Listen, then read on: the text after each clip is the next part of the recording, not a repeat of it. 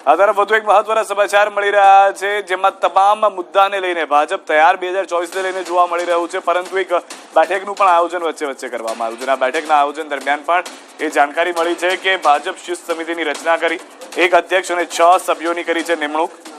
વલ્લભ કાકડિયાને બનાવાયા છે શિસ્ત સમિતિના અધ્યક્ષ. ચૂંટણી સમયે અનેક વિસ્તારોમાં ઉઠી હતી ફરિયાદ, પક્ષ વિરોધી પ્રવૃત્તિ અંગે ઉઠી હતી ફરિયાદ. શિસ્ત સમિતિ આ અંગે કરશે કાર્યવાહી.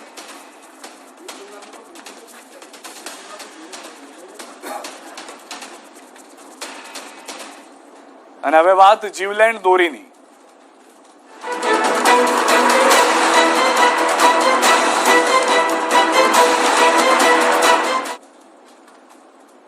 છેલ્લા 24 કલાકમાં રાજ્યમાં ચાઇનીઝ દોરીના કારણે 2 લોકોએ પોતાનો જીવ ખોવાનો વારો આવ્યો છે, જ્યારે દોરીના કારણે એક વ્યક્તિ ઇજાગ્રસ્ત પણ થયો છે.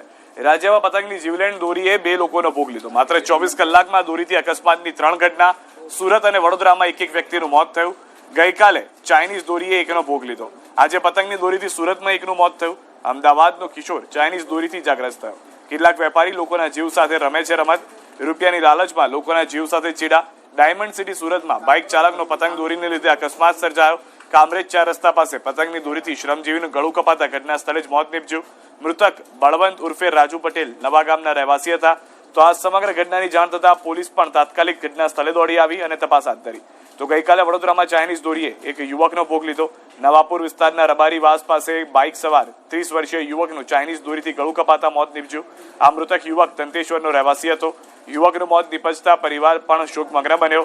આવી જ એક ઘટના અમદાવાદમાં બની, જ્યાં જમાલપુર રિવરફ્રન્ટ રોડ પરથી પસાર થતી ચાઇનીઝ દોરી ગળા પર આવતા કિશોર ઇજાગ્રસ્ત થયો. ઇજાગ્રસ્ત કિશોર પિતા સાથે 2 વ્હીલર પર જઈ રહ્યો હતો, ત્યારે અચાનક ચાઇનીઝ દોરી ગળા પર આવતા કિશોરને ઈજા થઈ.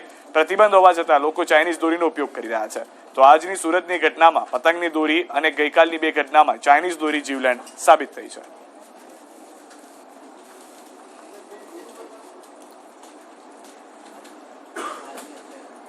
ની ઉજવણી બાદ પણ રાજ્યમાંથી અનેક વિસ્તારોમાંથી દારૂ પકડાઈ રહ્યો છે. વાત ખેડાની કરીએ કે જ્યાંથી પણ લાખો રૂપિયાનો વિદેશી દારૂ પકડાયો છે.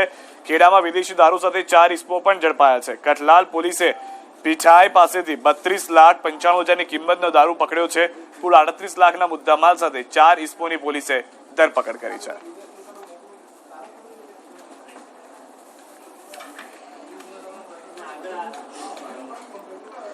તો ન ફક્ત એક તરફથી આ સમાચાર મળી રહ્યા છે, દક્ષિણ ગુજરાતથી પણ સમાચાર કે જ્યાં સુરતમાં પણ મોસ્ટ વોન્ટેડ બુટલેગર જે છે તેને પણ પકડવામાં આવ્યો છે. દારૂની હેરાફેરીને લઈને સુરત પોલીસે બુટલેગર મનોજ રાણાની ધરપકડ કરી છે. ખટોદરા પોલીસે ઉધના સ્થિત બુટલેગરના ઘરેથી ધરપકડ કરી છે. બુટલેગર લિંબાયત વિધાનસભાનો ભાજપ બૂથ પ્રમુખ છે. પોલીસે મોડી રાત્રે ધરપકડ કરી છે.